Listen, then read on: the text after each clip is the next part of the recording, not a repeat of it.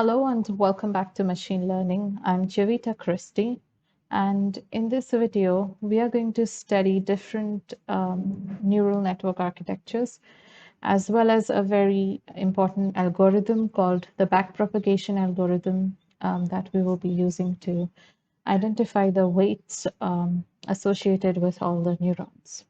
So let's begin. What you see here is what we call a single layer feed-forward network. So in this type of a network, we have only two layers of neurons. The first layer acts as an input layer, and the second layer acts as an output layer. And you can see the architecture right here. You have X1, X2, up to Xn neurons, all of them acting as an input layer. And then we have all the neurons Y1, Y2 up to Yn, which would be acting as an output layer. And all of them have associated with them all the weights for each connection between input and output layer. And to calculate your output function, we will be using this equation right here. So you have y in underscore k plus x1w, x2w, 2k. This is just a formula, a slightly modified formula for the equation that we have already seen before in one of the previous videos. So this is what a single layer feed-forward network looks like with an input and output layer. Next, we have a multi-layer feed-forward network. This kind of a network has an input layer of neurons, but then it also has an output layer of neurons, and it has certain number of hidden layers of neurons.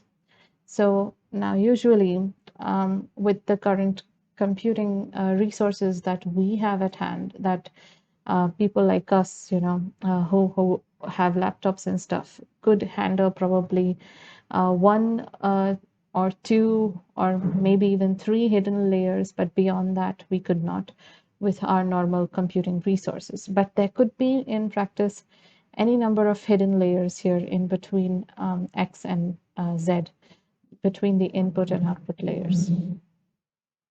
So the equations will be slightly modified because there will be one equation that calculates the output for the hidden layer, which is calculated by using X and the weights. And there's also another equation for calculating the output of the output layer, which is calculated using Y and the weights. So there are two different equations for a multi-layer feed-forward network. Next, we have a competitive network. So in a competitive network, you have an input layer, but you also have a competitive layer.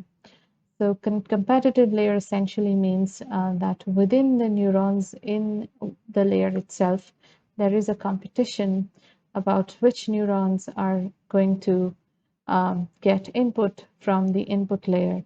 And so what happens here is, as you can see, there is Yn from where we have an arrow going upwards to Y1. So that means the data doesn't just flow from left to right. It also can flow within the layer itself from up and down, or whatever direction you consider it. So that is known as a competitive network. And lastly, we have recurrent networks. And in a recurrent network, you have the input layer and the output layer, but you also have a hidden layer, and you can have as many hidden layers as you want. But at the same time, the data doesn't just flow from in the forward direction. It can also flow in backwards direction. So you can see from Z1, we are going back to X1. From ZR, we are going back to Xn. So the idea behind a recurrent neural network is that you're not just performing your tasks in a forward manner, you're also performing the tasks in a backward manner. So whenever you say backward manner, that means you're performing something called, it's not just a feed-forward network, it's also a backpropagating network. And there is a very popular algorithm known as backpropagation, which is used to implement, which is used to find out the values of these weights that you see everywhere. And that very popular algorithm uses a recurrent neural network, which we are going to see in some time. Now let's talk about the learning process in a neural network. So first of all, there are four major aspects that you need to decide before you create your own neural network. The first aspect is you need to decide how many layers you want in your network. How many, of course, there has to be an input and output layer, but other than that, how many hidden layers you want in your network. Second, you need to decide the direction of signal flow because it could be just flowing in a feed forward manner. But if it is a recurrent neural network, the direction of flow could be either forward or backwards. Also, you have to decide the number of nodes that you can have in each of the layers. So that also is part of the learning process of ANN. You have to decide how many nodes have to be there in the input layer, output layer, hidden layers. And the fourth thing is you need to decide the value of weights that are attached with each other through the interconnections between neurons.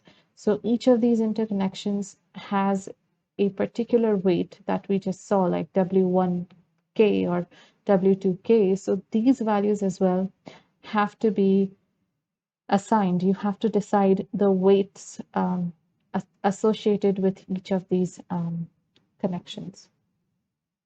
Let's first talk about number of layers. So we have seen earlier that a neural network can be single layer or multi-layer. In the case of single layer, we can have a set of neurons in the input layer which receives the signal, which means there's a single feature per neuron from the data set. And the value of the feature is transformed by the activation function of the input neuron. Okay, and the signals that are processed by the neurons in the input layer are then forwarded to the neurons in the output layer. So signals are processed by the input layer, forwarded to the output layer. The neurons in the output layer are going to use their own activation function to generate the final prediction. So every layer has its own activation function, and the output layer would be using its own activation function. And if you have a more complex network, then instead of just having a single layer where you have input and output, you will be having multi-layers where you have some hidden layers between input and output layers. And most of these multi-layer networks are fully connected, which means each neuron is connected with all of the neurons in some way. Let's talk about the direction of flow. So in certain networks, which are termed as feed-forward networks, the signal always flows from one direction or is always fed in one direction, input layer towards output layer, through the hidden layers if there are any. So this is a type of network where signals always flow in forward direction. But as we saw, there can also be networks like recurrent networks, which would allow signals to travel backwards as well from output layer to input layer. And like I said, it's mainly done because you want to run several iterations of the same algorithm. So specifically in classes, in questions or problems like classification problems, you would be using this kind of a network. So it is very important for you to choose what should be the signal flow, the direction of the signal flow in your neural network. Next, we have number of nodes. So in the case of a multi-layer network, the number of nodes in each layer can be varied.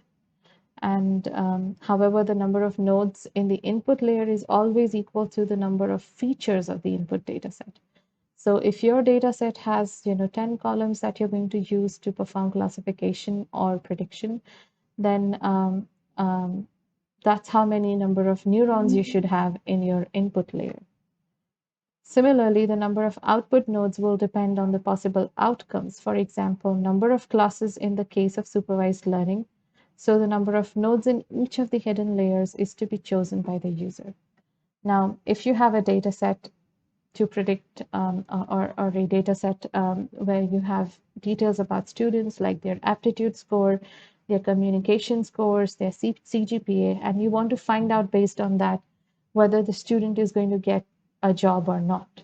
So in this type of a situation, um, the CGPA and the aptitude score, communication score, there are three columns, which means we should have 3 neurons in our input layer.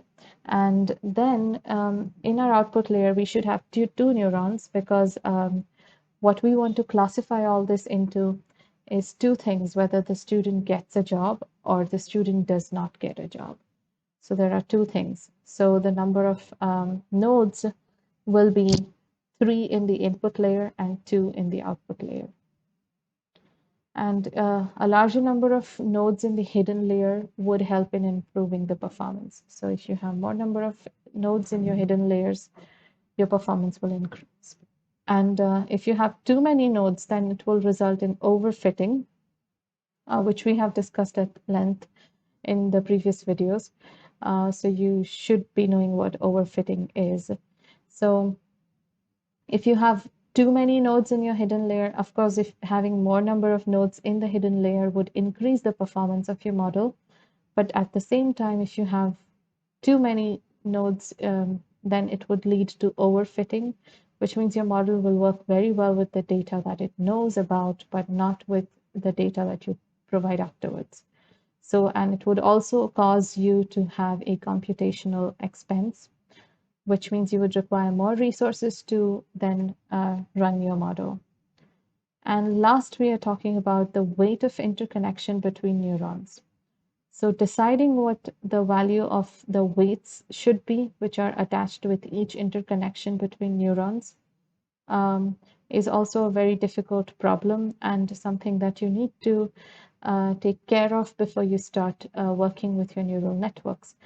Now, for this, we have a very special algorithm, which is known as the backpropagation algorithm, which is used to determine the weights of each of these interconnections between neurons. So how this algorithm works is you start with training data features coming to the input layer. So these are just the training phase.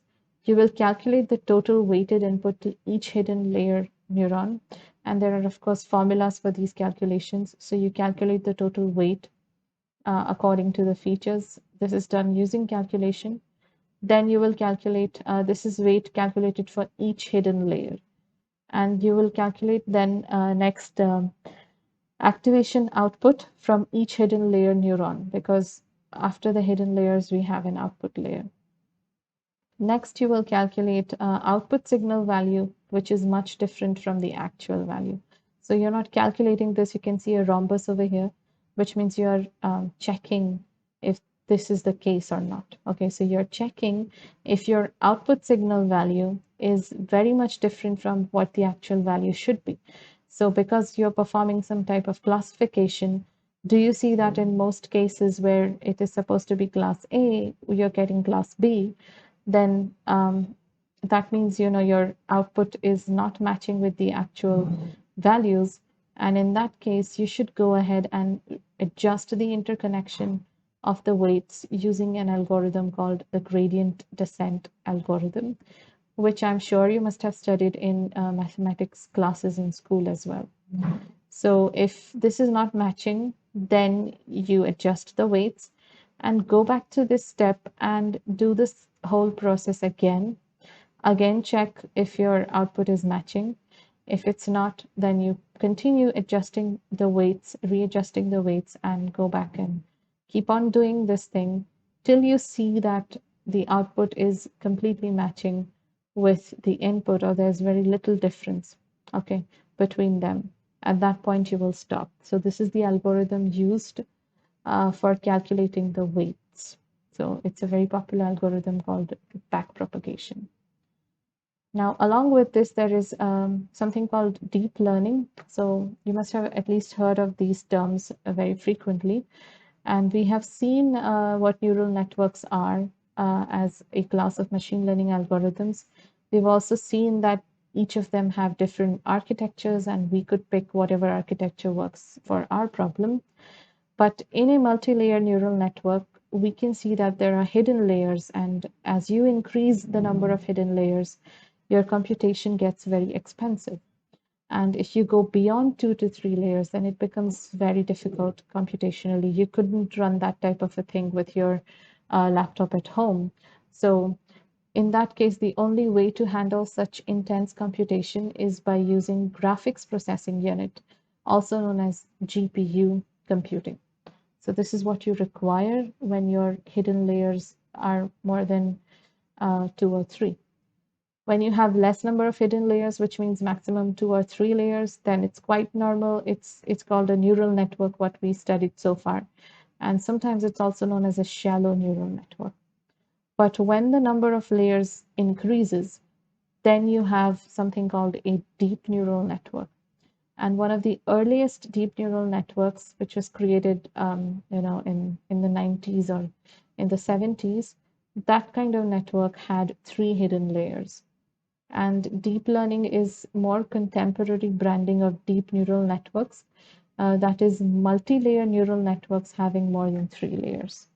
So deep neural networks should have at least 3 layers, and deep learning would be where you have more than 3 layers, 3 hidden layers in your neural network. So that's what deep learning is, and this is where I'm going to end this video, but I'll see you in the next one, and thank you for watching.